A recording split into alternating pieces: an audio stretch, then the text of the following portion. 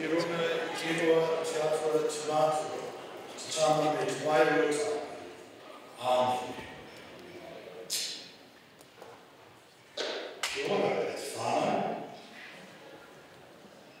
was asked by Baden if we had this kind of a congregation on a Sunday. And I thought about telling yes, and then I thought a good Anglican to a good Mormon, I needed to be honest and say no. So it's just wonderful to see the church full of such wonderful, engaging faces, so thank you. Called David Van Overnaar. I'm the parish priest and vicar of Greater Hastings, and Neil Gordon came to me and said, I think we need to provide a space, and this is where we've got to, and it's wonderful. So welcome to St Matthew's Anglican Church as we enter into a time of listening and learning, a time of understanding and education. I am a new pilgrim on this co-governance corridor, but I hope that by the end of the evening I have opened myself to a little bit more learning and a little bit more understanding by listening to these wonderful people as they share bits of the story with us. A couple of housekeeping things. The first thing I'm going to say is to the tea and coffee people, firstly, thank you, and secondly, could you arrange a cup of tea, milk, one sugar, please? I'll come and collect it in a moment. Housekeeping. If you have a mobile phone on you, can I ask you to turn it to silent? Excellent. I'm not green.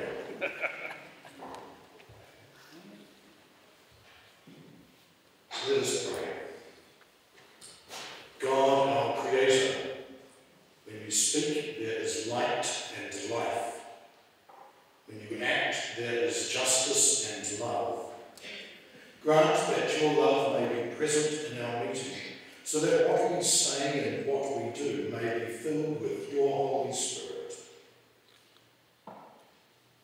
Kia tau, kia tātou katoa, te awhai o te tātou ariki, a hihi kraiti, me te aroha o te atua, me te whiwhi nā tahitanga, ki te wairoi tāu, ake. Amen. So I'll hand over to the housekeeping to Geraldine Travis.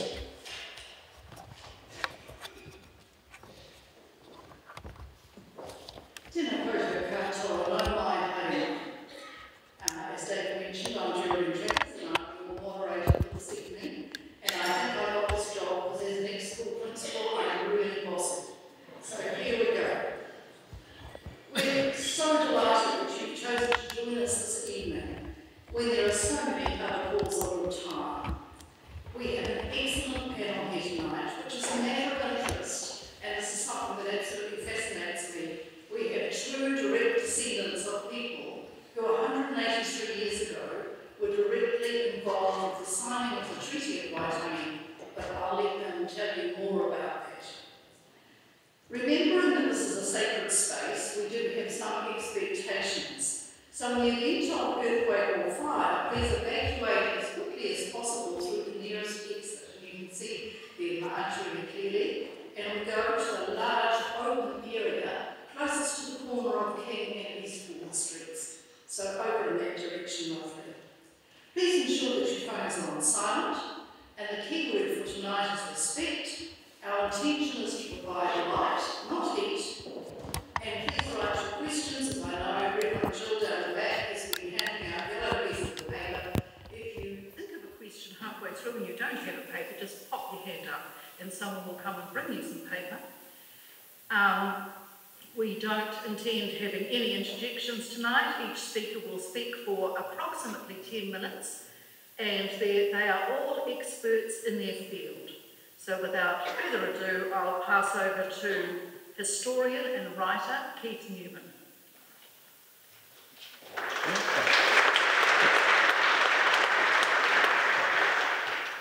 Kia ora tātou, aroha nui ki te tangata, kia tau te rangi Māori e. Hei waka e ka noa, mahi tukono. This is a week, this is the work that binds us together, hopefully, peacefully. It's great that we're having this identity conversation in a church, indeed an Anglican church. The story we're engaging with today is about unity and not division. It's about a neglected relationship where promises have been broken and trust needs to be restored. The underlying gospel basics, repeated time and time again by the ancient prophets and by Jesus himself, should be our guide. As the prophet Micah said, and what does the Lord require of you? To act justly and to love mercy and to walk humbly with your God. The story I want to background today is part of a connected web that goes way beyond politics to the golden threads of faith, hope and love. I can't help but keep referring back to Reverend Samuel Marsden's first Christmas Day sermon in 1814. I bring good news of joy to all people. Of course, he was referring to the birth of Christ and his message of reconciliation with God and with each other. Marsden had established a relationship with Māori, and an invitation had been made by Te Pahi and then Ruatara. Come, teach the children. After the sermon, Ngāpuhi Chief Ruatara and 400 warriors performed an ancient haka, Te Hari o Ngāpuhi, the dance of joy. Ka nuku nuku, ka neke neke, move to the left, move to the right, move back, create space. Something new is coming. Change is on the way. Let us be prepared, but by all things, let peace be established. That was 209 years ago. With good reason to believe it was good news for Māori. Today, so many people are wondering what happened. Let's go on a quick journey following the golden threads that connect our history. Let me introduce some justice seekers and change agents who form part of the golden thread of our young history together. Radical evangelist and teacher John Wesley mentored John Newton, the former slave ship captain who became a Christian minister and wrote Amazing Grace. Newton mentored politician and founding member of the Clapham sect reformers, William Wilberforce.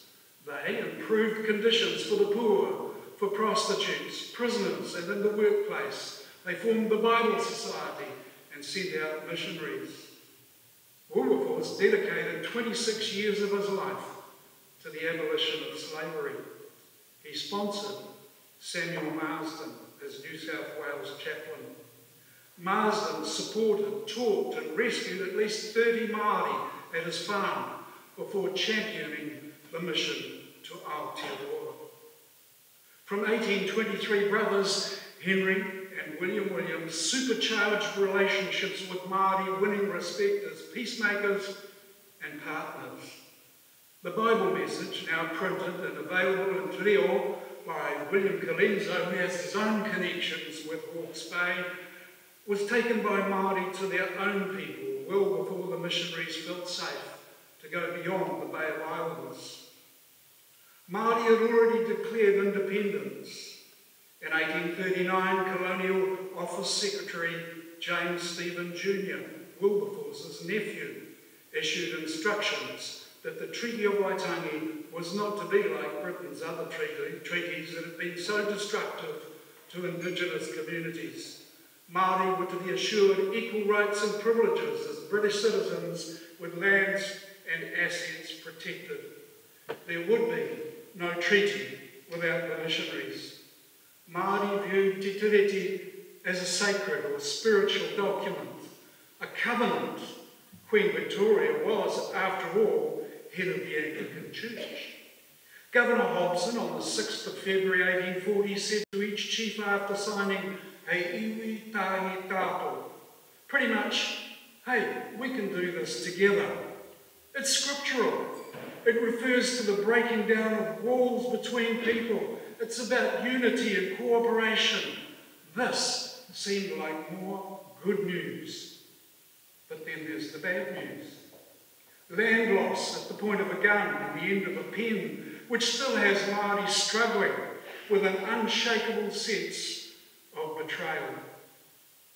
Between 1850 and the 1880s, the treaties seemed to count for nothing, as the land wars brought decades of pain, dispossession and injustice. Patihaka is a sad postscript, and it continues. In 1914, many Māori loyally headed off to foreign lands to fight for the country that took their land.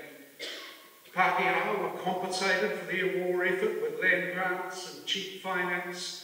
Māori returned to find much of their remaining land confiscated. Māori faith healer and visionary Tahu Pōtiki Wiremu Ratana had a divine encounter days before the end of World War I.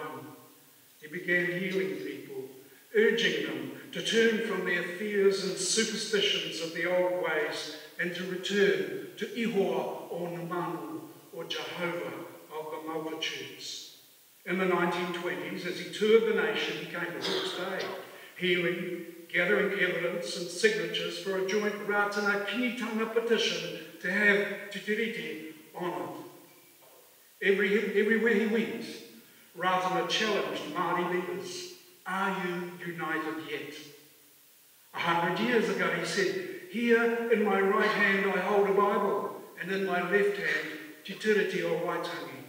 I say first of all, let us unite under Ihoa and the Bible, and after this we'll take hold of the treaty. Last week was Te Wiki o Te Reo Māori, and it was also an important series of anniversaries that relate to why we're here today.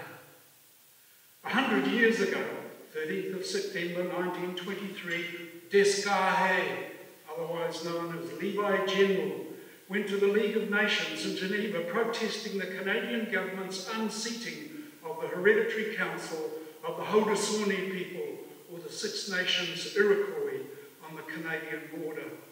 His appeal was rejected. A year later, almost to the day, 15th of September 1924, Ratana and Kingitanga Executive Tupu Paingakawa Te Waharoa deposited a copy of their 34,000-strong petition with the League of Nations, asking for the treaty to be honoured, included in New Zealand law. One day he said Māori would return to pursue these matters. Ratana at the time was deeply grieved, having just approached King George V and the British government and been rejected on advice of the New Zealand government. I recently found a statement, a 2011 statement in the Griffith Law Review, which states the political roots of the United Nations Declaration of the Rights of Indigenous People, otherwise known as UNDRIP, can be traced back to lobbying by Chief Descartes and Ratana. It says, Chief Descartes and T.W. Ratana, though unsuccessful in their advocacy, provided a pathway for the contemporary global Indigenous rights movement. Wow, I was excited to read that. T.W. Ratana died on the 18th of September 1939. That's 84 years ago today. Ratana faithful will conduct a pilgrimage on the 100th anniversary of the Ratana World Tour in 2024. You know, there have been at least 8 attempts by Māori to achieve a more representative voice in the governing of the country that was once theirs. Our signing of the UNDRIP agreement triggered a series of nationwide wananga to determine how to do this. The matiki mai, or meaning stand up, and hei puapua, between the waves. It's poetry. Reports are vision statements. They're designed to inform government-level changes. Both have as their aim Crown and Māori co-governance, Māori sovereignty, partnership and constitutional transformation by 2040. So back to the treaty promise, and hei iwi tahi tātou. No, not the Don Brash version or the Julian Bachelor version, but the true heart intent of that kawanata or covenant. Instead of building walls that divide us, let's build relationships and bridges instead. As good treaty partners, let's keep looking for the golden threads, taking every opportunity to cooperate, collaborate and co-create. Let's reimagine the opportunities co-governance might offer in the marketplace, in government, the environment, our communities and churches. Hopefully today is one of those opportunities to refresh that long overdue identity discussion about mahi tūhono, the work that brings people together. So let's create space, make room for something new, and be open to refresh our thinking as part of an inclusive, transformative vision for the future.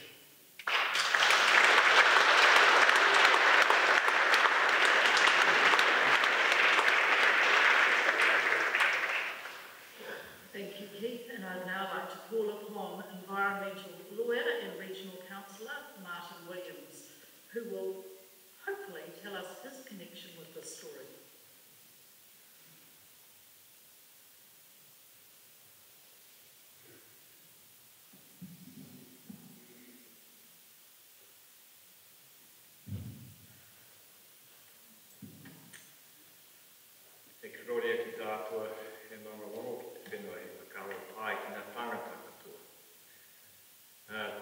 Tēnā koe e kai karakia, David.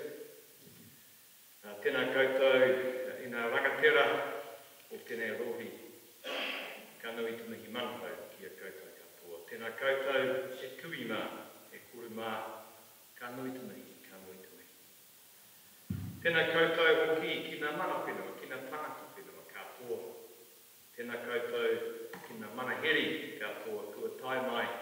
Ki tēnei wānanga i te kaupapa o co-governance. Ko Waio, ko Martin Williams te whenua. Ko au te tāhi o ngā tini uri a William Williams. Ko ia te taina o Henry Williams. Te mihanari tuatahi o te teihana mihana na nui rawa atu i tu ki Aotearoa nei ki kei paihia i te tau 1823. Nā Henry Williams i whakamāori the Treaty of Waitangi ki te Tiriti i te tau 1840. I've shared with you a little of my papa back to the Reverend William Williams and his younger brother William, from whom I descend directly. Henry, as I noted, was the first missionary that the Church Missionary Society established a mission in Paihia in 1823 under the protection of Anahamu and Chief Te Koki, of Ngāti Rahiri and Ngāti Kawa, Papa. His brother William established a mission in the 1830s at Tūranganui a Kiwa before being appointed first bishop of the Waiata Diocese, settling in Napier in 1867. I will draw on that whakapapa a little further presently.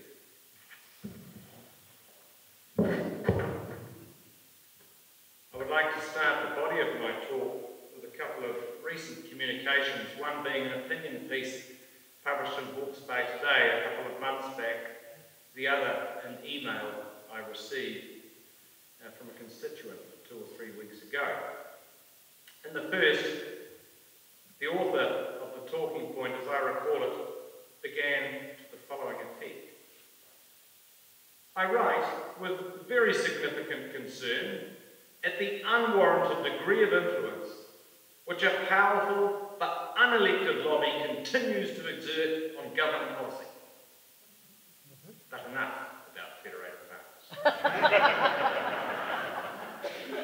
The writer went on to extol the many benefits which co-governance has brought to civic society in Aotearoa in recent decades, giving practical examples to support her opinion in each case. The email I received was in stark contrast, commencing with a link to the Hastings Pledge organisation and read as follows: keeping the noise of the popularity contest versus the reality of New Zealand.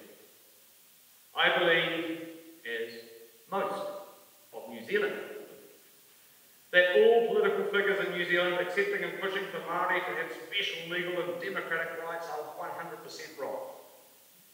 The Hawke's Bay Regional Council is racist and certainly non-democratic. This email angered me, but equally challenged me. What is the true and clear response? How do I rebut this? Should I even try? Well, today, here and now, I take on that challenge. I do so by going back to the source document, and by that I mean definitively the version read, understood and signed by Māori. Part of the concern and even criticism raised against co-governance, certainly in this election, is that co-governance by design is said to be based on a flawed premise, the so-called treaty principle of partnership, when the word partnership is not found in the treaty document itself. Either version, English or Māori, but instead something, quote, invented by the courts in describing the treaty as akin to a partnership or signifying a partnership. Thus, the Act Party on Co-Governance and Democracy states, that's their policy document, I'll just quote a little bit of it here. The term partnership does not appear in the Treaty of Waitangi. The concept of partnership as the driving treaty principle was given force when Parliament, with very little debate, included undefined principles of the Treaty of Waitangi in the State-Owned Enterprises Act 1986. The Court of Appeals left to be creative and interpret this in 1987, writing that the treaty signified a partnership between Pākehā and Māori, requiring each other to act towards the other reasonably and with the utmost good faith. I will leave to others for another day to resolve whether the treaty principles as developed by the courts, including of partnership, active protection and to act in good faith, accurately embody the substance of the compact signed in 1840. What I do acknowledge is that the differences in language between the two treaty versions led Parliament to refer to treaty principles in the State-Owned Enterprises Act 1986, which triggered in turn the need for the courts to decide what those principles actually were.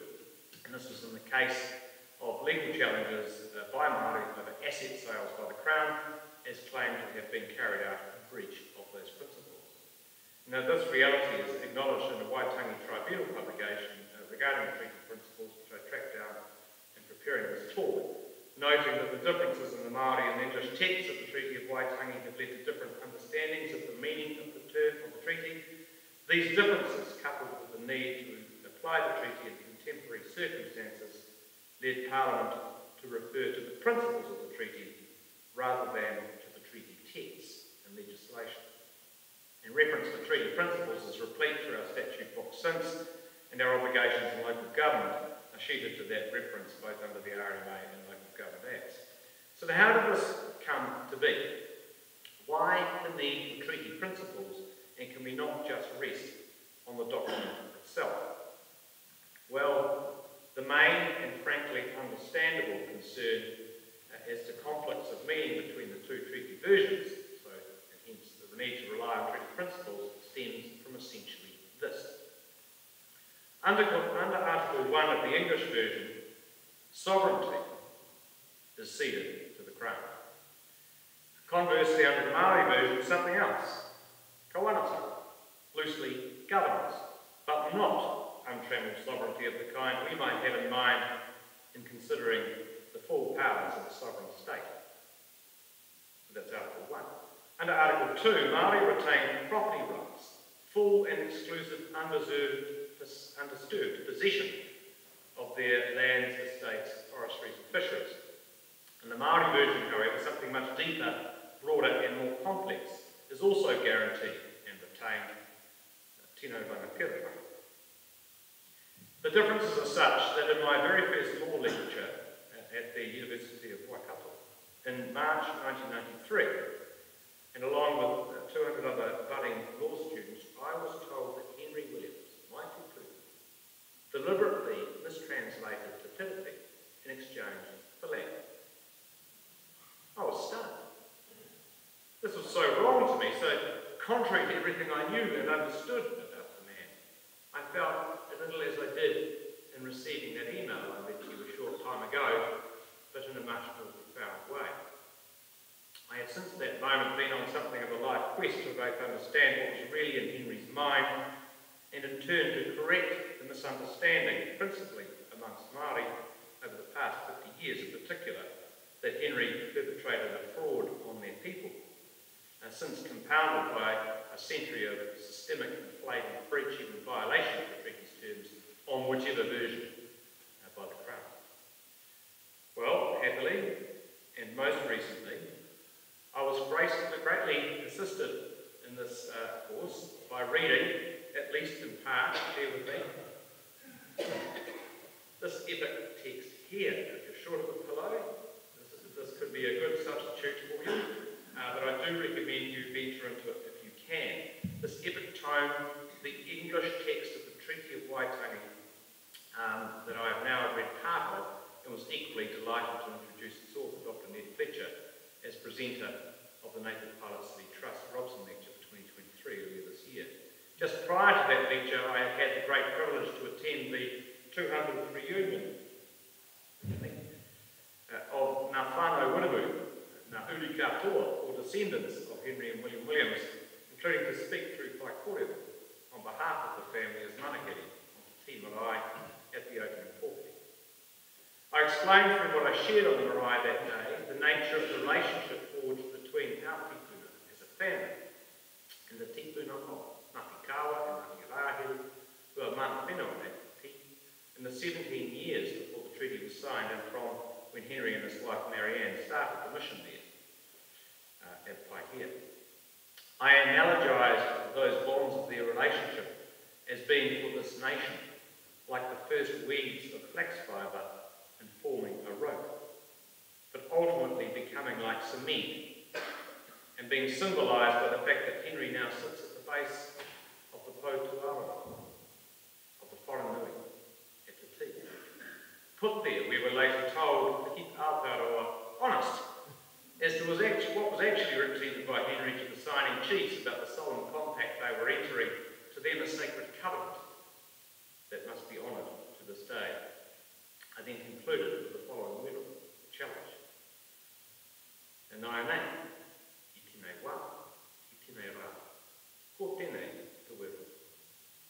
Te wero, kia mātou ngā uri katoa o te karawha rā o te parata. Te wero, kia mātou ngā tauri o Aotearoa katoa. Mā mātou ki te tiriti o atu tonu nei, i wawa tātia a tātou tupuna katoa. So I said, at least I hope I did, and here is the challenge to the descendants of Karawha and Te Parata, to all Tauiwi, to commit to the promise of the treaty which our tupuna spoke of in this place, to your tupuna in 1840. So returning to the present time, what exactly was the promise of the treaty which had been made, shared and understood between those present at Waitangi in 1840 in the way they intended it to be? And how does that intention, rather than any more modern conception of treaty principles, provide a basis for co-governance in 2023? And yes, I apologise, I thought I was going to finish in 10 minutes. I may be slightly over time. No doubt on the part of those Māori chiefs signing, they would have understood the actual kupu or words used in fertility, and as explained to them by Henry in various discussions leading up to and surrounding the signing on 6th February. Henry wrote in 1847 that he saw the treaty as a form of Magna Carta, as placing constraints on the powers of the king to the benefit of the many barons and landowners of feudal England. Henry also wrote that, as he explained it, what was to be ceded under Article 1 was the government of the country for the preservation of peace and good order. What was to be retained by Māori was their full rights as chiefs, along with possession of their lands and other properties of every kind and degree. Based on Dr. Fletcher's work, what I now understand and happily share here today is that the Crown's drafting instructions to Henry were correctly and honestly reflected in the wording he employed in both Articles 1 and 2. To Tiriti, there was no fraud. In the ceding of kawanatanga under Article 1 of Te Tiriti, in place of sovereignty in Article 1 of the English version, in the retention of tino rangatira as guaranteed under Article 2. Both of these things were deliberate, they reflected the instructions, they were as intended. That when properly understood in the context of Henry's drafting instructions, not only do these words make perfect sense, they actually match the English version, later assembled, as it happens, from the notes and partial drafts handed to Henry at 4 p.m. on the 4th of February 1840, in which he and his son Edward translated overnight. The bargain was essentially this, and then I'll come back to co-governance. To the Crown was ceded kawanatanga, in effect, the right to govern, but only to the extent earlier, 5 years earlier, ceded to the Confederation of Chiefs on behalf of Pūtanga, the Declaration of Independence, being, in essence, the power to make laws, the dispensation of justice, the preservation of peace and good order, and the regulation of trade. What was retained under Article 2 and within the many tribal nations of the chiefs who signed Te Tiriti was the full and undisturbed tribal authority, independence, or tino rangatira in relation to their lands, forests, fisheries and other power. Dr. Fletcher posits that the model established through the treaty, therefore, is basically one of a federation. At the one level of this arrangement sits the governing body, the Crown, Kawa, dealing with inter-tribal, between tribe, and international affairs between Māori and Pākehā, and between the people of Aotearoa and those who follow the rest of the world, with power to make laws and govern for the preservation of peace and good order and the regulation of trade in that context. However, so that's the inter-tribal or inter-national situation.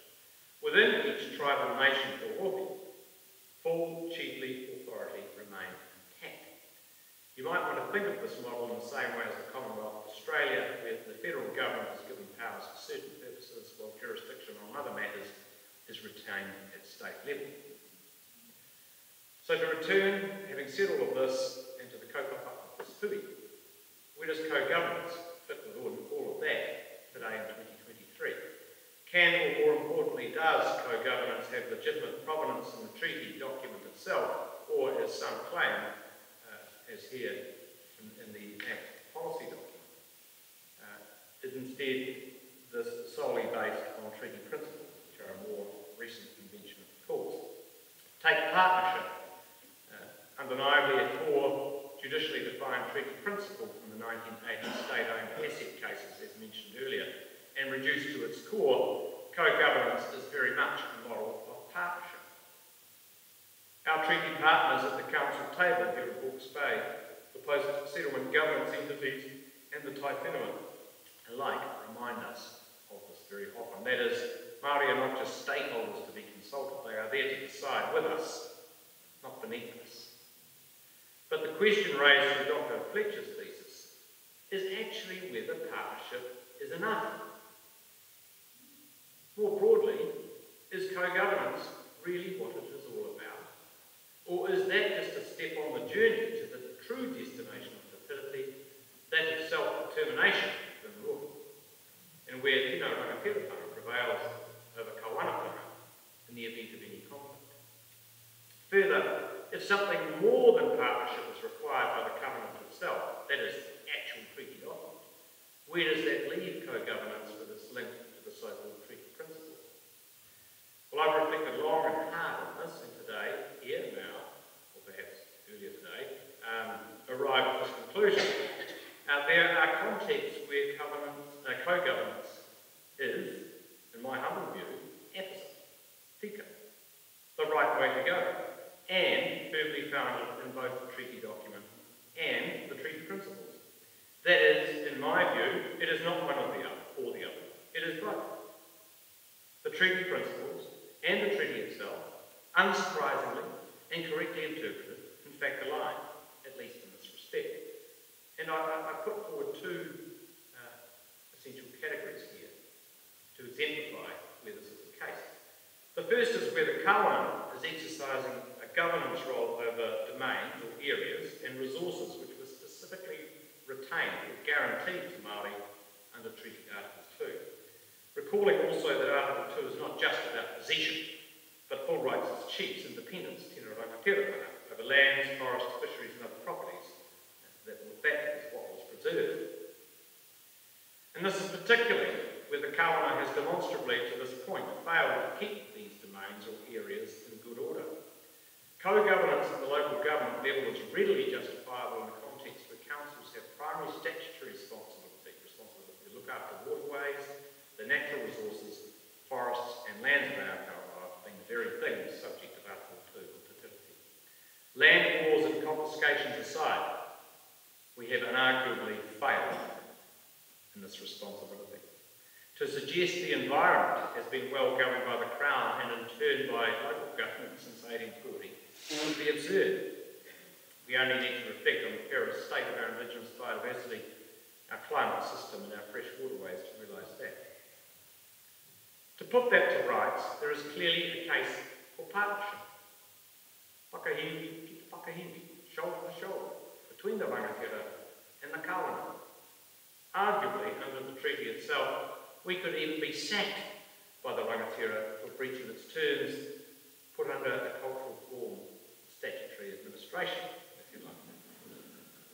Seen in that way, Māori seeks to end co-governance more broadly at local government level, not only have a compelling case behind it, but confer great opportunity and are in fact generously offered by Māori to help us out.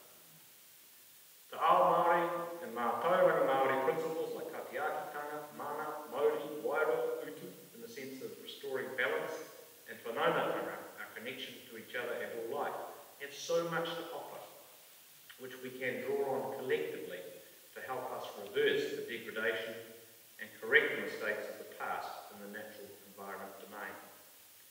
So that's my first area where I think co-governance works on both a treaty and treaty principle pretext. The second category I posit for where co-governance is a sound and firm basis in both treaty and principles is where the power to govern was not ceded at all. Under either the English version, as explained in Dr. Fitch's thesis, or in Te Tiriti, the Māori version. That is, in the areas of state administration extending beyond dispensation of justice, peace, good order and trade. Consider, as examples, health, welfare and education. In at least each of these domains, co-governance is not only supported by the express terms of Te Tiriti, and not just through the treaty principles, but arguably, indeed, much more than that, full rights of self-determination. And it must be that the greater includes the lesser.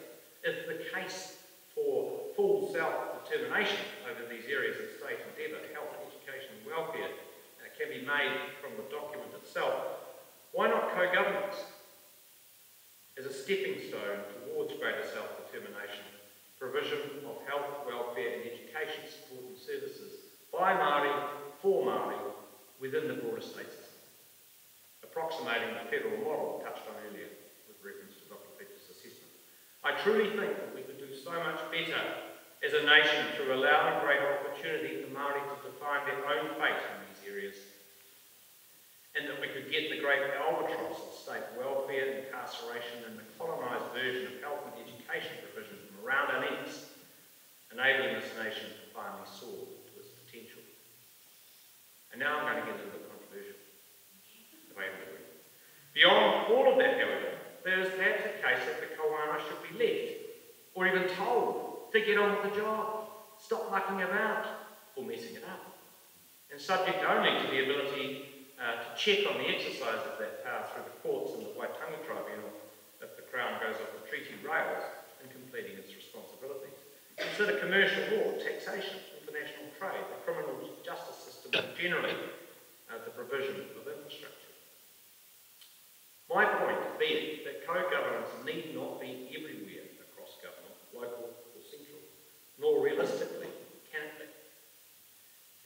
very real capacity issues confronting Māori participating in partners in a co-governance world.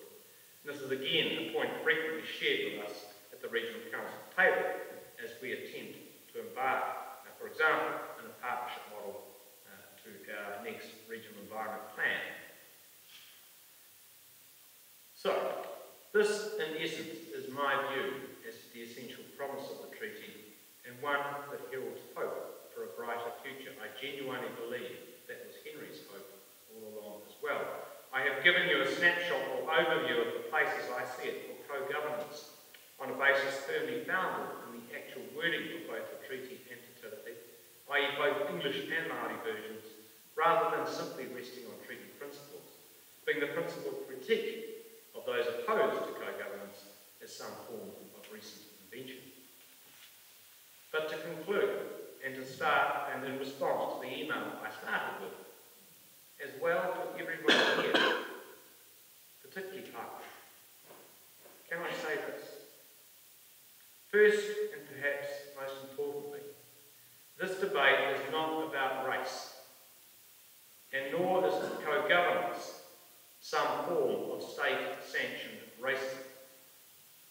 It is instead about rights under the treaty, a document not between races, but between peoples, indeed between nations. It is no more racist for Māori to assert rights under the treaty, or for the Crown to uphold those rights through enabling co-governance and even self-determination, than it would have been for the Allies to assert their position under the Treaty of Versailles against Germany in the late 1930s, should now be framed as having been racist against Germans. Secondly, and if that is true, it is not necessarily racist for people to be concerned about pro-governance and what it means for our democracy. The institutions of state we inherited from the other treaty partner, the Crown, and from the Westminster tradition more broadly. We cannot simply angry away this concern, protest against any conversation or hooey about it in an attempt to shut the debate down. To do so simply drives that debate through frustration to the fringes and indeed underground. And in my view, that is truly dangerous. We need instead, and rather than preaching just to the choir, talk about co-governance with those who oppose or have concerns. And indeed, in my view, the calling here is not to preach at all, but for Pākehā in particular, to quietly, patiently, and with determination, educate and inform those who are concerned for genuine reason about pro-governance as to why it is important, why it offers opportunity, and as to its derivation in the founding document of our nation's constitution. In that way and over time, those currently opposed and label co-governance as a form of racism, even apartheid, might come to understand just how far from the truth that really is. Thank you.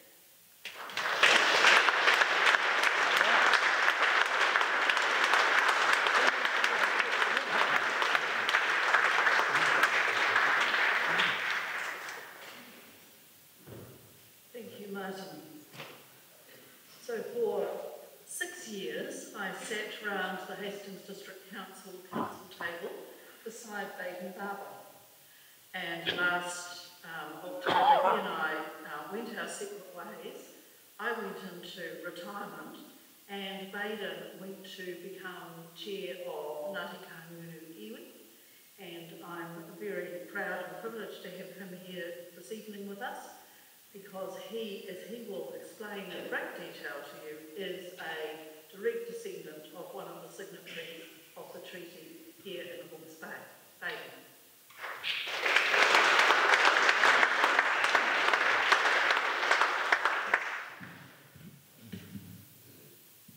Tēnā tātou katoa, I tēnei whare atu nei,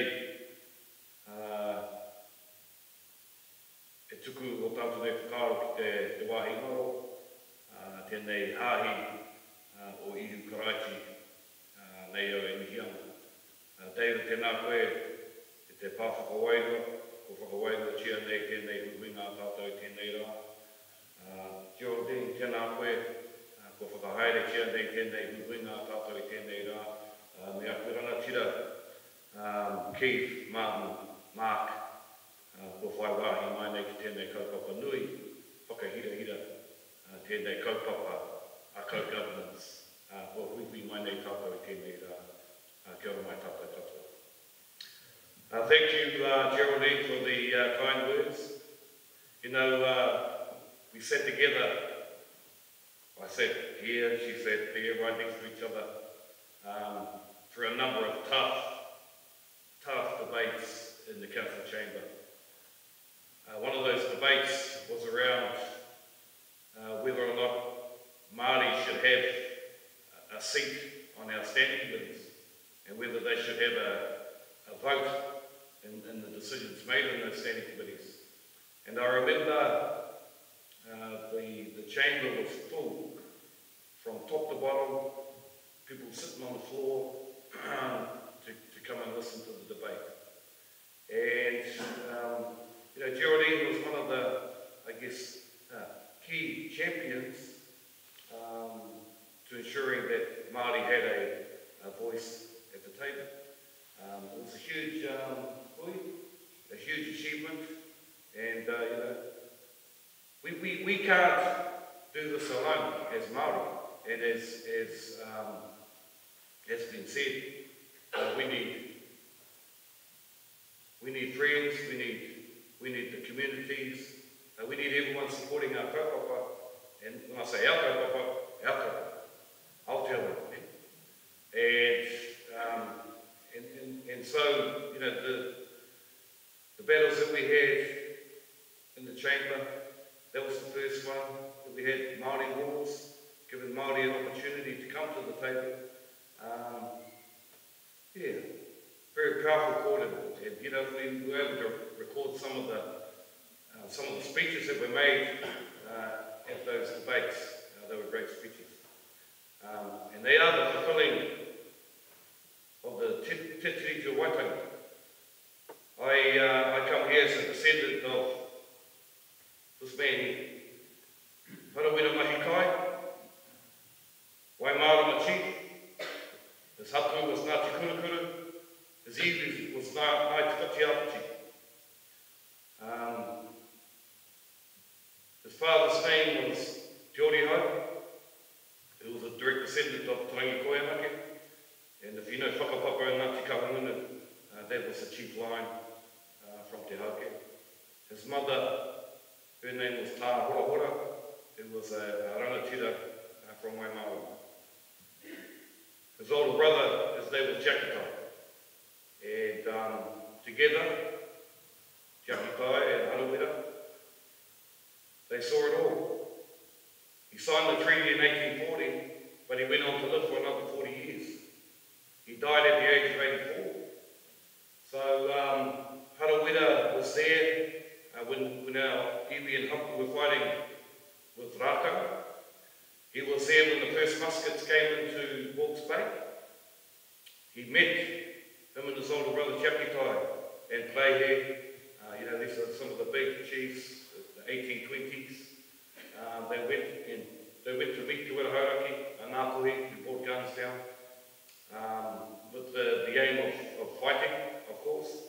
But there became a relationship, a partnership. And they went on to have that partnership for another 30 years. And if you look into the history of Ngāti Kahungunu, the Here Tauma history, it was a history of warfare. And so Harawira was part of those wars. I could name them all. I don't have enough fingers to name all the wars and the battles that he was part of, him and his brother. But they maintained the ahika, the long-standing fires of Here Tauma and Ngāti Kahungunu. When the fire stopped burning in your home, another iwi will come and light the fire. Yeah? So you need to keep those fires burning, and he was one of those. But he signed the Treaty of Waitangi at the Ngāriroro River. We had a place called Waitangi. I was there a couple of days ago, opening up the rail line with Kiwi Rail, so that our produce can get to the port. So, you know, times have moved on. But it's just want to talk about, and if you look at his eyes, and I'll put them up there for you to have a look at later, he saw a lot in his time. And just, you know, out of interest, his portrait was sold a few months ago for $1 million. We tried to get this portrait. Well, we thought, you know, we might be able to raise enough money, but not $1 million. But that's my ancestor. He, along with Te Hawke and Wāni Waikato, they were the three Ngāti Whatiapiti chiefs that signed a treaty here at Heretanga, along with a number of others up and down the coast. But I'll put them over here so I can use my hands.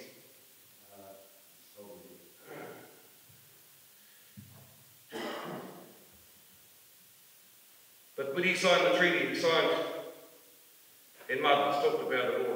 I'm not going to go into you know, the ins and outs of the Treaty of Waitangi. But he signed up to the rangatira tanga side of the border,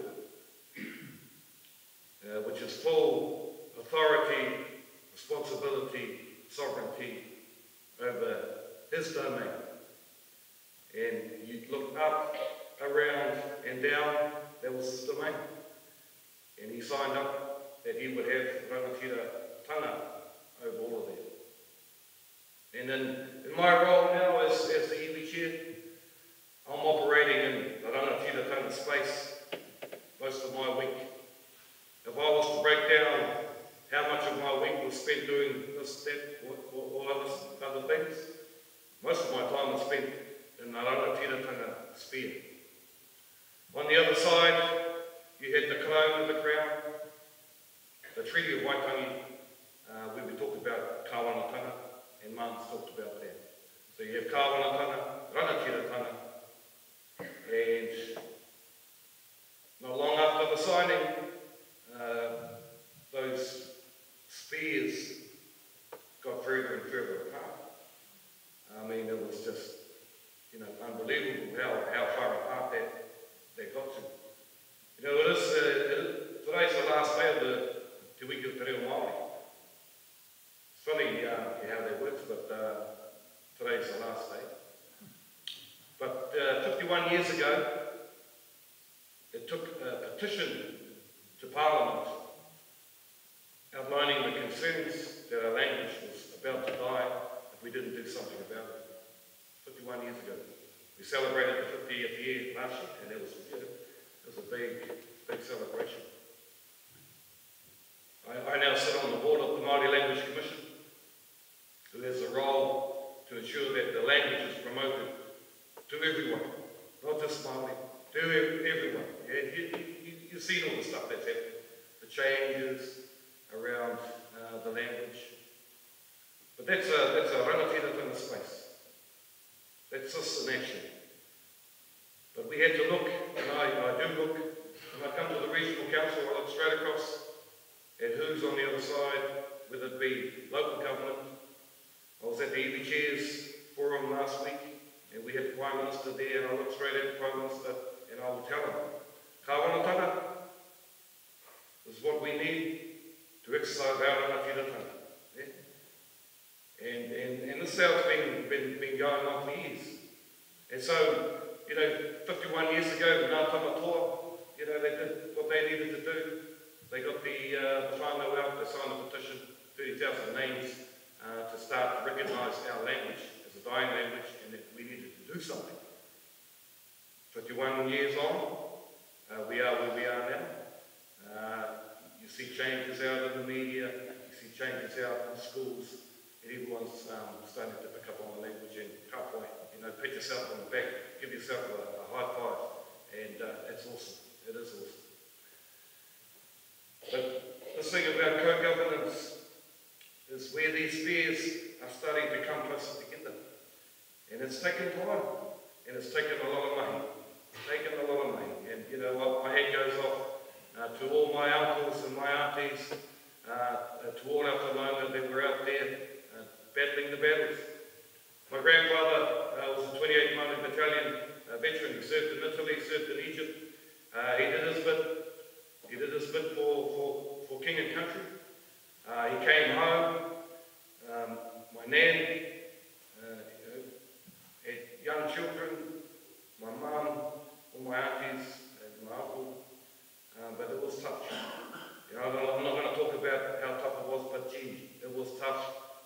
came home to try and to reclimate to the now. But he paid his price. My uncle, Bon Gillies, is the last of the Māori battalion. He actually lives in Rotorua, in Ngāti Whakauru. But his father is a Gillies from Waimara, and he was born at home. He's the last surviving member of the Māori battalion. And he's over in Italy as we speak. I think they're still over there. They went over there to do a bit of a tour of the casino and some of the battles. But it's been a long, tough fight to get to where we are today. And so, rangatira ka where those fears kind of touch is the space around co-governance that we're talking about today.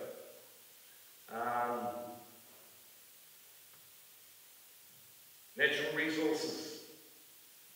What's the new name of Three Waters? It's got a new name, but I just call it Three Waters. I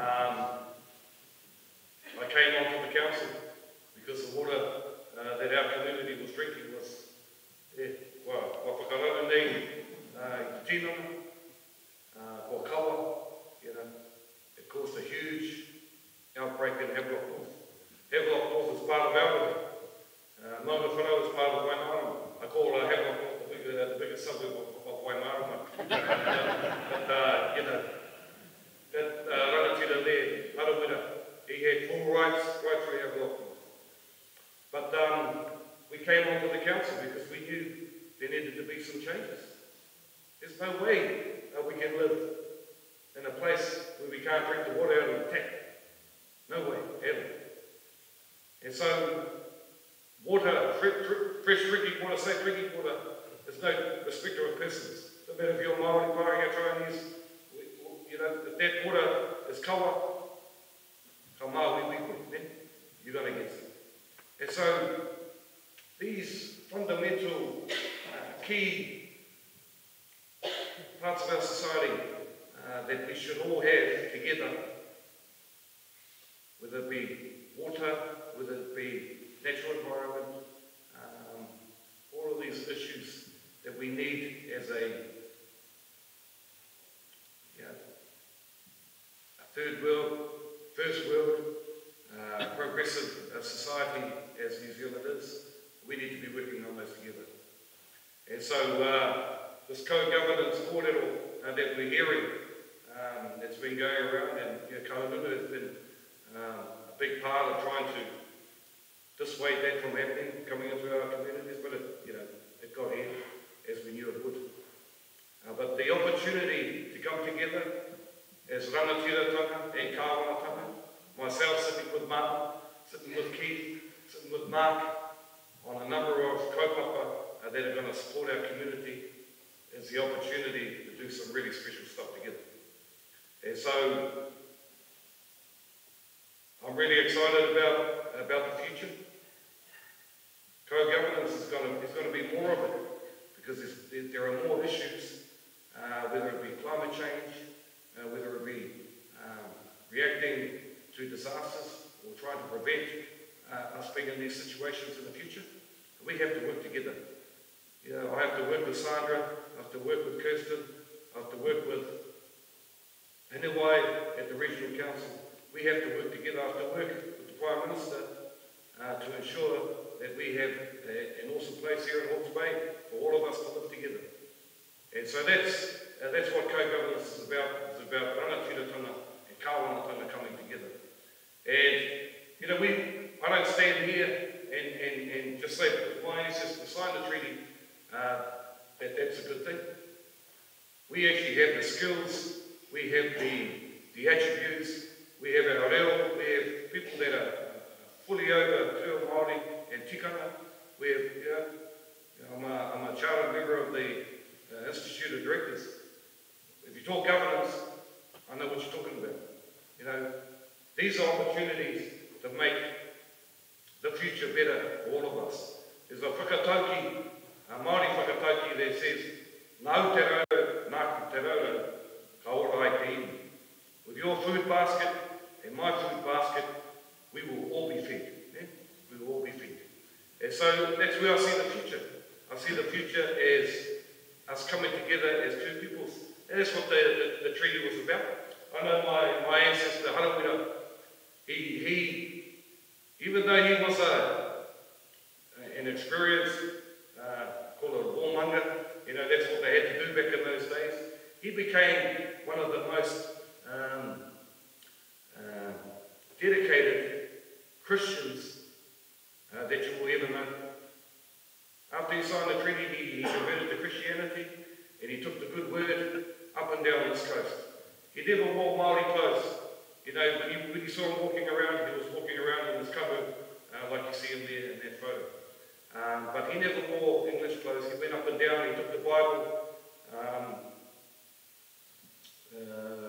Calenzo, after his older brother died, he brought them all in, and he said, hey, there's a better way than fighting one another, and that's the good word of God.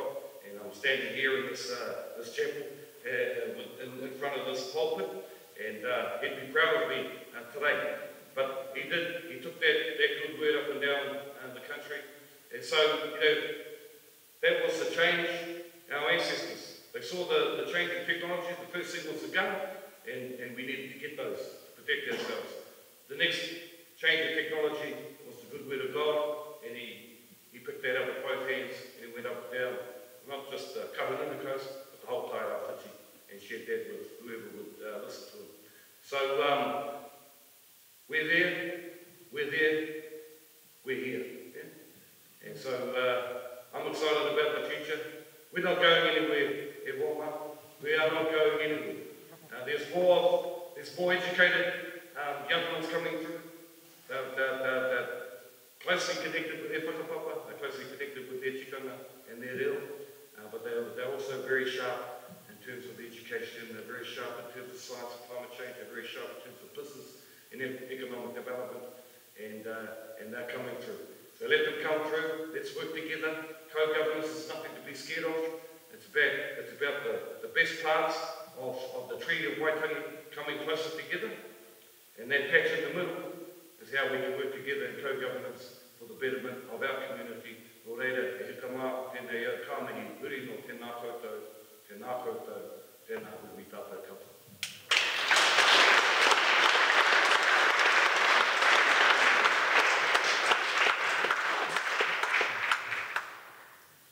Thank you, Bain. It's my great pleasure to introduce lawyer Mark Mondalison.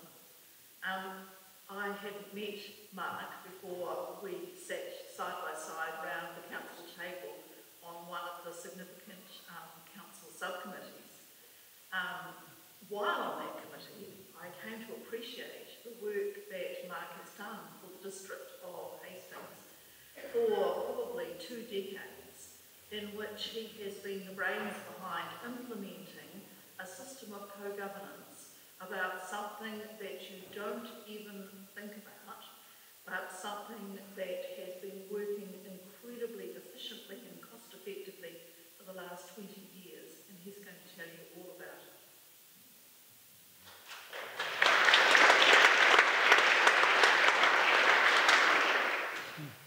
Thank you, Geraldine. I hope I live up to your expectations. I've been sitting up here listening to some very erudite discussion and explanation, and I'm not going to show that element of erudition.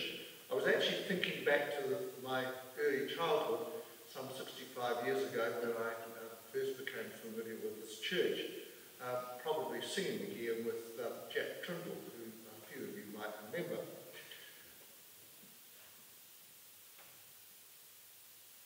Lawyers have an interesting role in society, and I can tell you that probably for a lawyer, certainly a lawyer who does court work, the pinnacle is to win at the highest possible level. And I can claim that because I went to the Privy Council to defend the council against a claim that proposing to designate a road would cause a an injury to Māori land.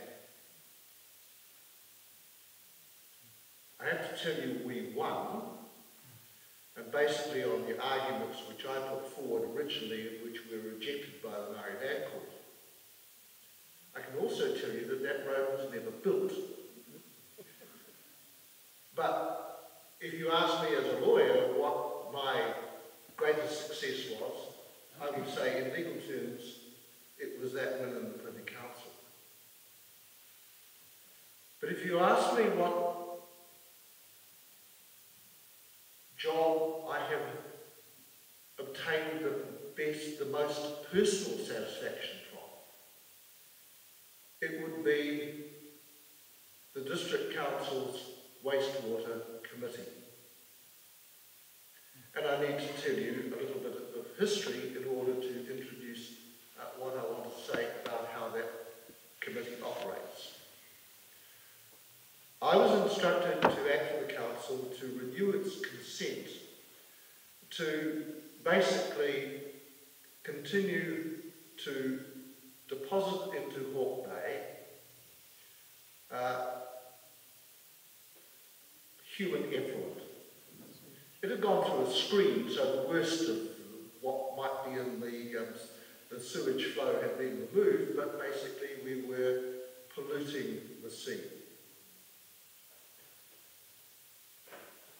The council's application was objected to, and eventually, after about 3 weeks of hearing, the commissioners who heard the application for the regional council told us and the submitters, including the Māori objectors, that the council had satisfied the commissioners in relation to engineering and scientific issues that the consent could be granted, but that we, the council, had not satisfied them that Māori cultural concerns had been adequately taken into account. So I immediately sought and obtained an adjournment of the hearing for, I can't remember how long it was, but it was several weeks, and I reported back to the council.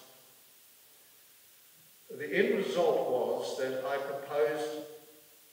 was asked by the council to draft what was going to happen, because there was agreement from the council that there should be a joint committee of council and tangata whenua representatives to govern, as it were, this whole process.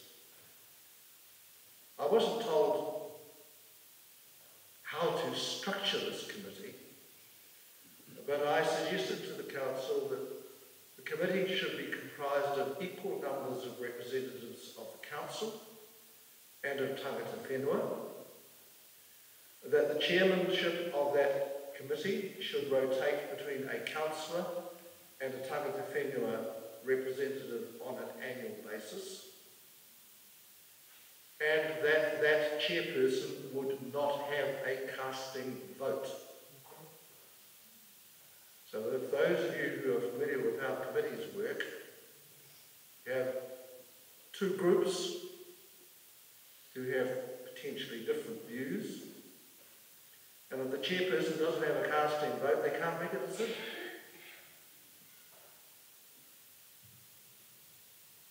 I don't know why, but council bought my recommendation. And I can now tell you that, how long is it?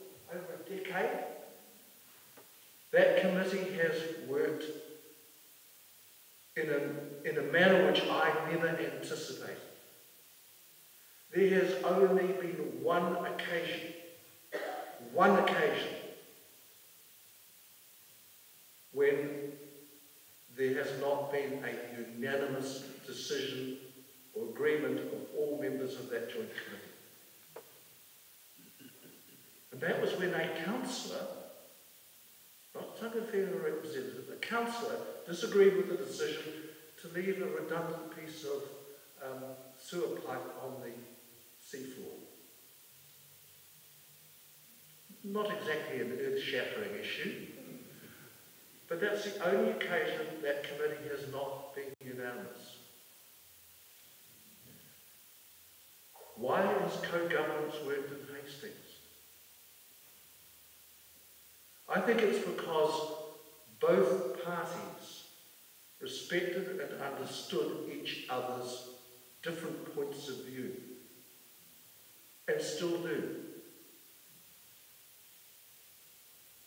And I can also tell you this. The council's original proposal was that the waste should continue to be, or should be fine-screened to get the worst of the polluted material out of the waste flow. And when that proposal came before the committee, one of the Māori representatives said, isn't there a method of treatment which is more similar or comparable to that of our ancestors? To which our consultant said, well, what are you talking about? And he said, well, our ancestors lived on the Rye, and there was human waste.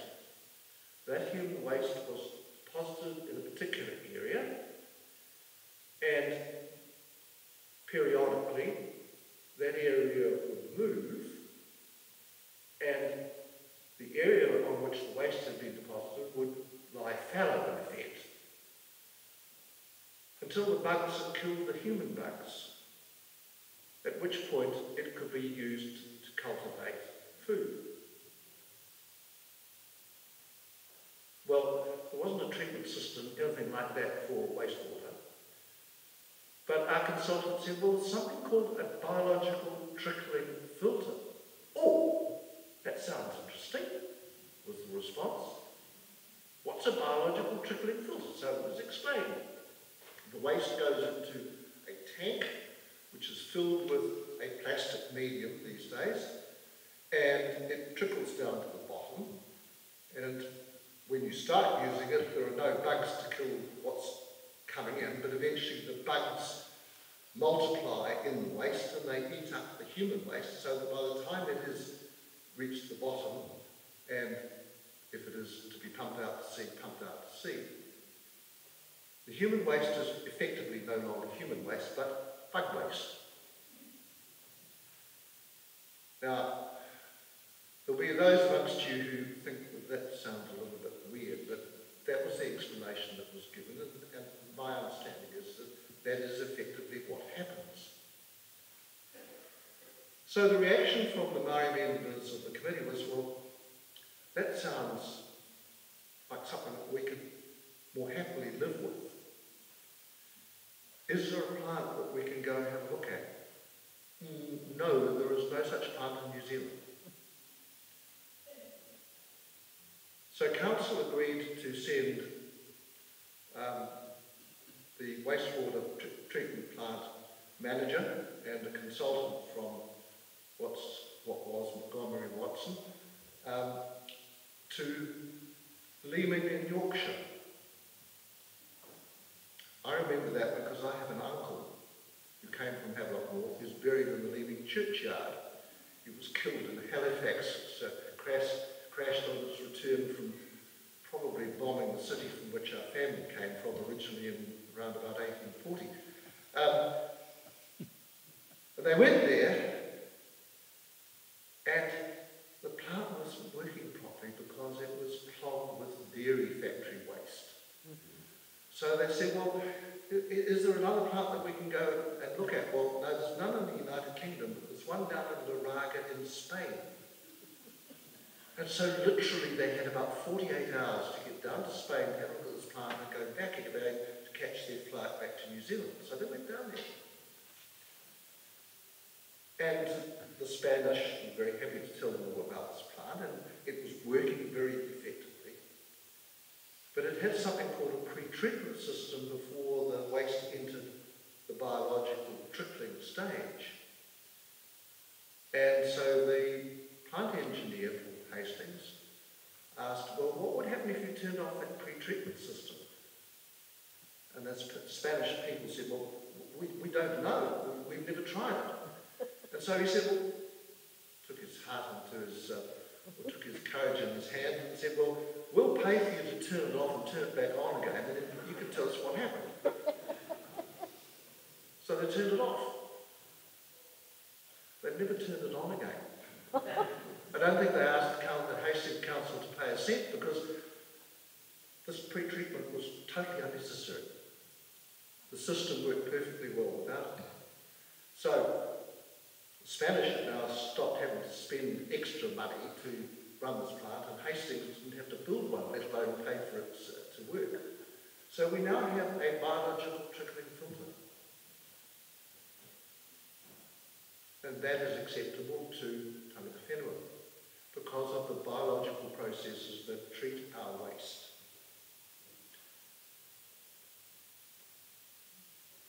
So in terms of personal satisfaction, I have to say that's probably the top of the pops in terms of what I've done since I was admitted to the bar in 1969, which is quite a long time ago. As a lawyer, I can tell you that winning a case in the Privy Council against Maori appellants would be top of the pops. But in terms of personal satisfaction, it's going to those joint committee meetings and seeing co-governments working in action for the benefit of our whole community.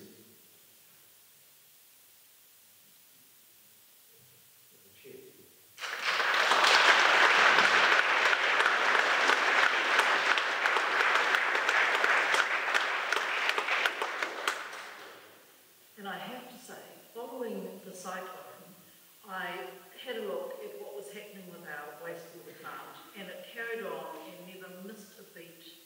Wow. So co-governance works.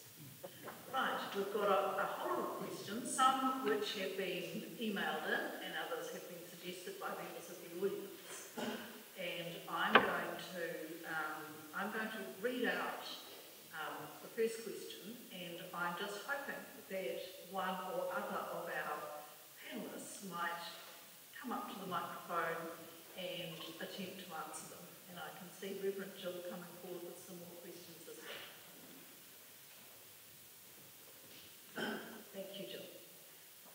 So we'll begin with this one because this is a very common thing that I've heard said. Our society is a democracy with one man, one vote. How can it be fair to give Māori an extra say by giving them extra seats on a council or half the seats on a board? Who would like to take that one on? You have a go. You need a microphone.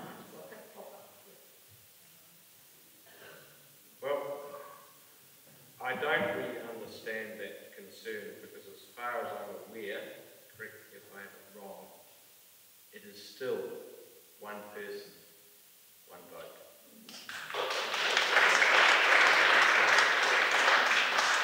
You can, as Māori, elect to be on the Māori roll and vote on that roll. One vote. Or you can elect to be on the general roll and have one vote. So do I. What you are, in effect, voting for with your one vote is a more sophisticated and, I think, true reflection of how our constitutional system should work. All of the reasons I explained earlier with one vote that you...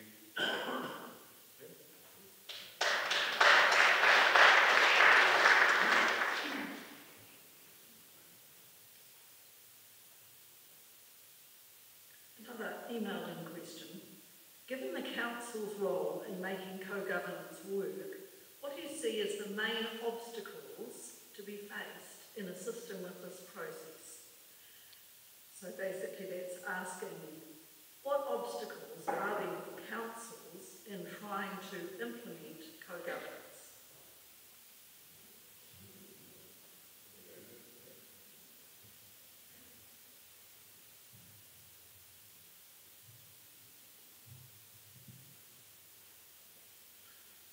Kia ora anō. So what are the obstacles that face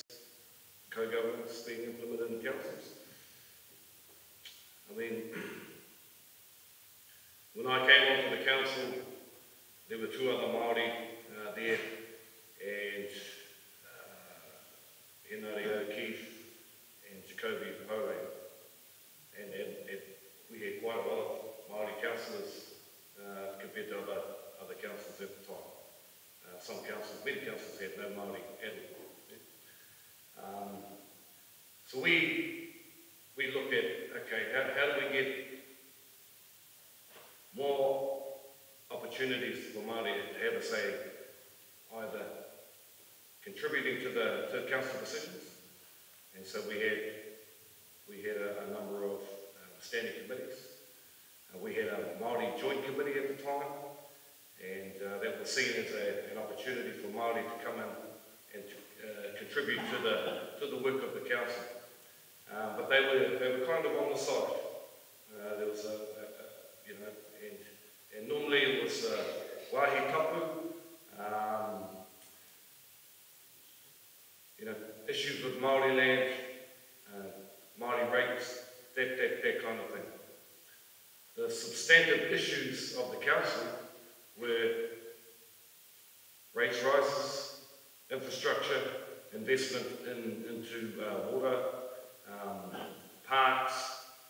I mean, these were the big housing developments. These were the big issues of the council, and yet Māori were, kind of pegged into the wahi tapu corner. There was a bit of work in Hawke. But we argued that we needed to have the Māori voice contributing to the substantive issues of the council, which were all of those. And so we looked at how we could do that. One of the ways of doing that back in 2016 was to give Māori a seat at those standing committees, and that they could have the vote and what was going on there. And so that was the big hui I talked about, big hui, lots of debate, and we got that over the line. But it wasn't easy. We had hundreds and hundreds of emails like the ones that Martin read out, from Hobson's Pledge, you name it. They were just flowing through like water that you couldn't turn off. It was crazy. But those are some of the obstacles. Some of the obstacles are about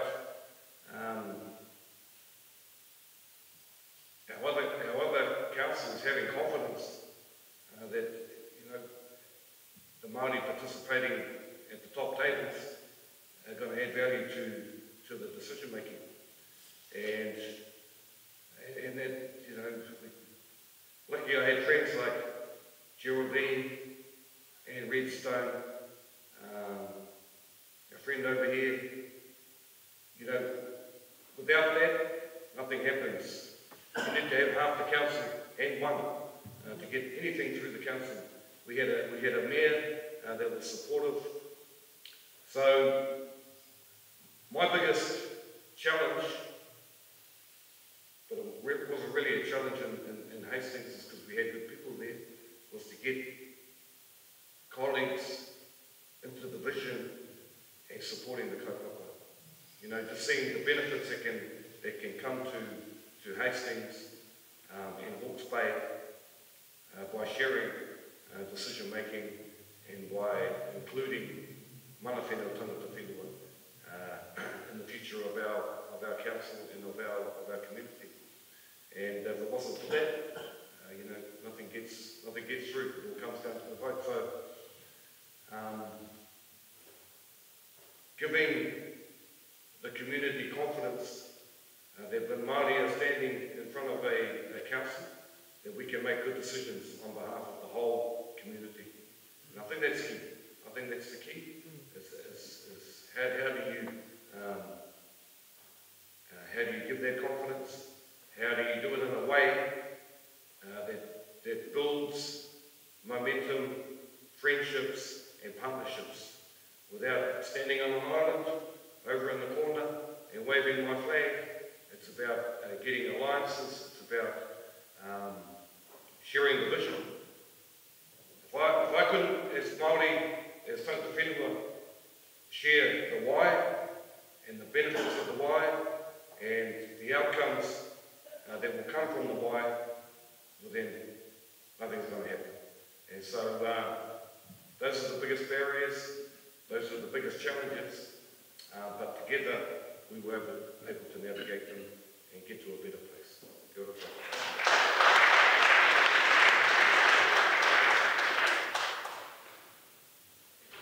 Now, here's a goodie which I think is right up Keith's alley. When I went to school, we were taught all about New Zealand history. The government produced documentaries we watched in schools. Why is this new revised history being brought out?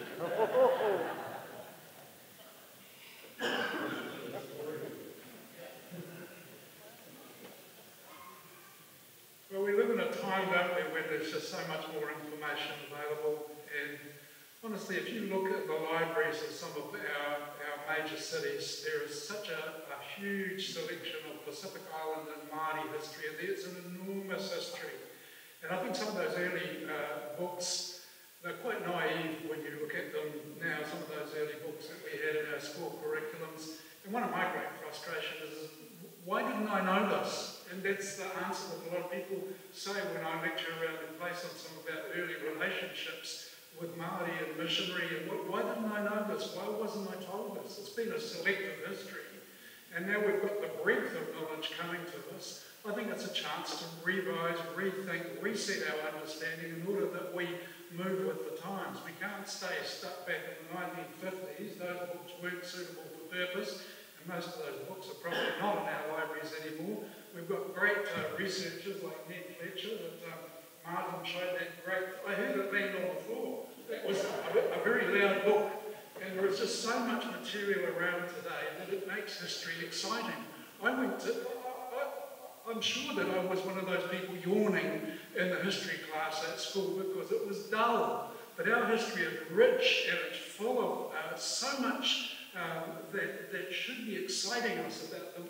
For me, the Māori heroes of the faith, the missionaries, that alone lifted my spirits and made me think those stories about all the missionaries did was they came out to Aotearoa to confuse Māori, to give them the Bible so that the land could be slipped out from underneath them. It's so easy to believe cliches.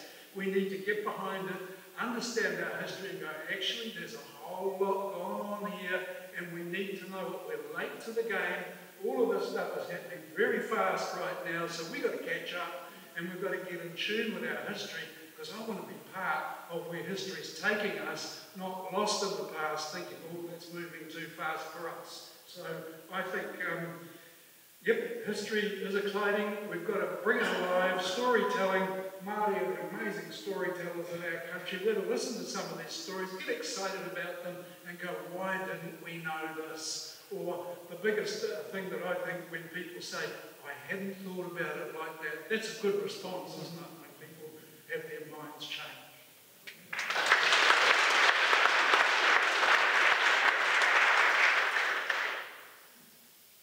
Now, here's an interesting question. I'm not sure who's going to step up and answer this, but I suspect it might be Martin. How would the moriori be provided for in co-governance?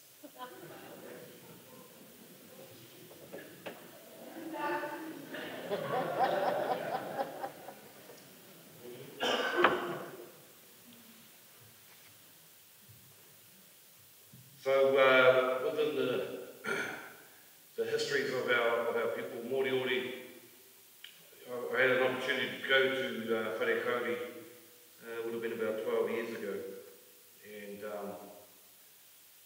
we stayed at a place called Waitangi. Yeah, Waitangi. And I looked at the bookshelf in this kind of hotel, I think it's called Waitangi Hotel, and it contained the book Moriori, or the history of Te Wharekauri. And I read that thing from cover to cover in one night, because the next day we went to the Moriori marae and heard the kōrero and the history from our Moriori whanaunga, and then I went to the Ngāti Mutunga marae further down the road and heard their version of the history. So, histories are, depending on who you're talking to, you'll get that version relayed to you. But the Moriori, we call our whanaunga, through a number of ways, through whakapapa, and if you talk to Ngāti Mutunga, they will say that that their relationship with Moriori was through conquest, and which is often how Māori related to others. It was either conquest or through marriage. But with Moriori, it was both. It was both. And so we have Moriori Mutunga, we have Mutunga Moriori, and so the treaty, we can find a place for them within the treaty that was signed by our ancestors. And so co-governments, yeah, definitely. They will have a place when it comes to whare kauri, anything to do with their mana whenua, their mana moana, they will be sitting at the table with whoever the Crown puts on the other side. So we don't have any issues with that. Like Kaununu don't have any issues with all the many Ngāti Parau, Ngā Kohi, Ngā Iwi o Te Motu that are living here in Heretaunga. They all came to work at the Free Seabirds, and so we have big numbers of whanaunga that live here. And again, we find a place for them. Everything that we do is to support our relationships. Nothing happens here with our relationships, whether that's a treaty relationship or whether that's relationships between iwi and hapu. Despite some of the things that happen in our history, we just have to work through those issues to get to where we need to get to, and we're doing that today. Kia ora.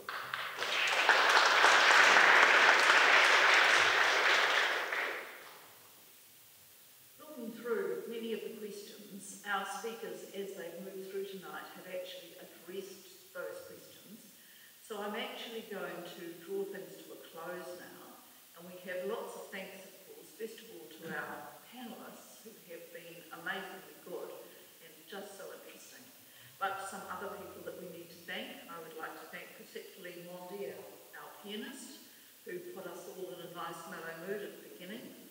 I would like to thank Clearview Estate, who have been generous sponsors, and I would particularly like to thank and draw attention to Wardini Books, who are here tonight, down in the back corner, and have brought a really good display of books relevant to the topic, just in case some of you have had your interest whetted and you're about to access some other resources.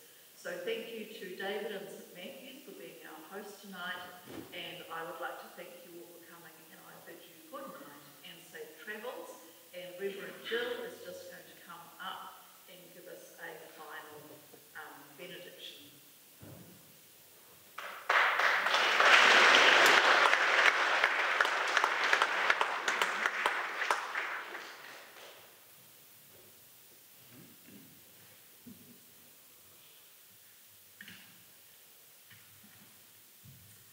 Over the last few weeks, as I've been reflecting on tonight, I've been reflecting on the words of our national anthem penned by Thomas Bracken in 1876, and in particular the line, "In the bonds of love we meet."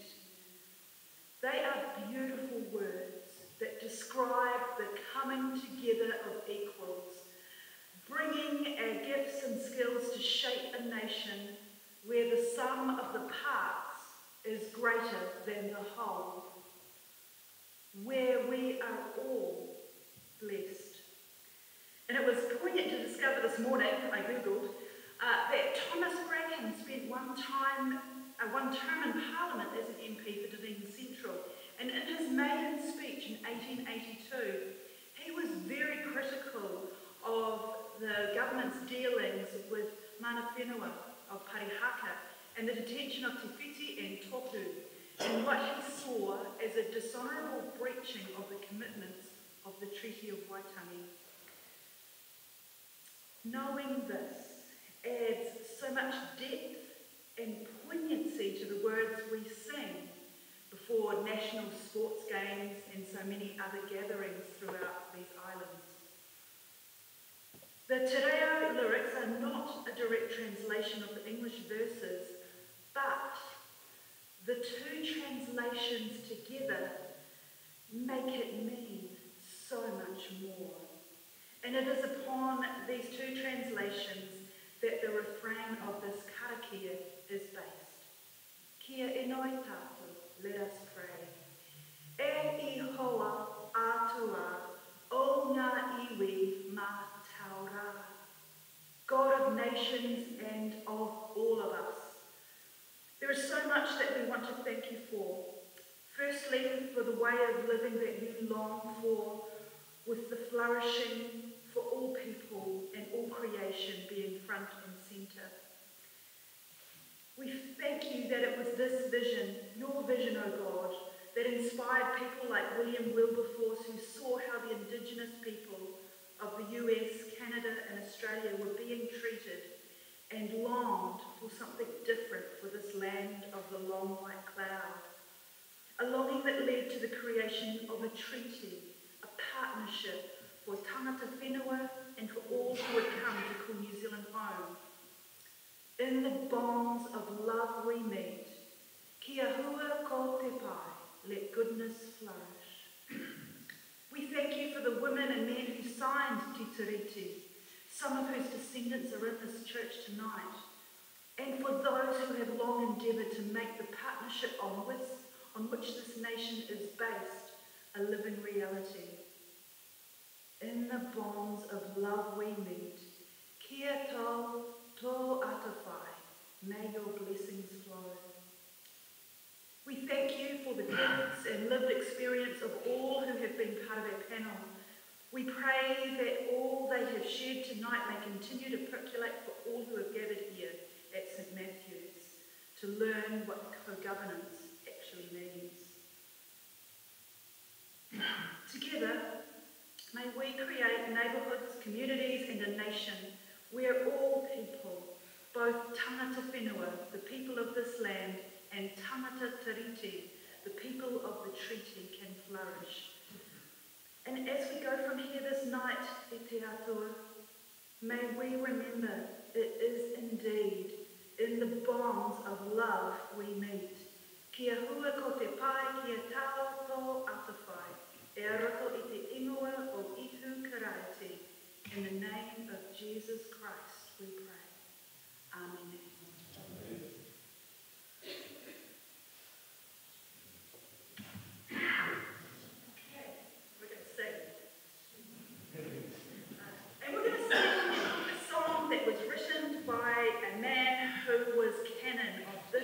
Church.